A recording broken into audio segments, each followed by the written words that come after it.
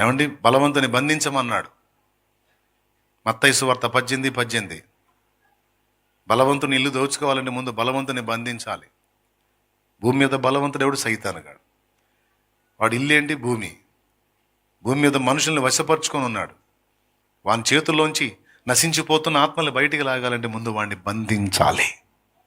వాడిని బంధించే దేవుడు నువ్వా, దేవుడా?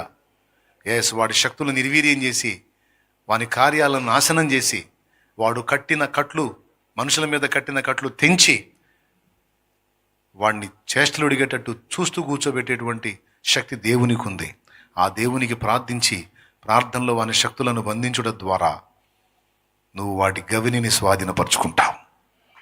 తెలుసా ఈ సంగతి నీకు? మీ తండ్రిది వాడు అడ్డగించాడు, వాడిని బంధించిన ఎడల నువ్వు వాడి ఇంటిని స్వాధీనం చేసుకోగలవు.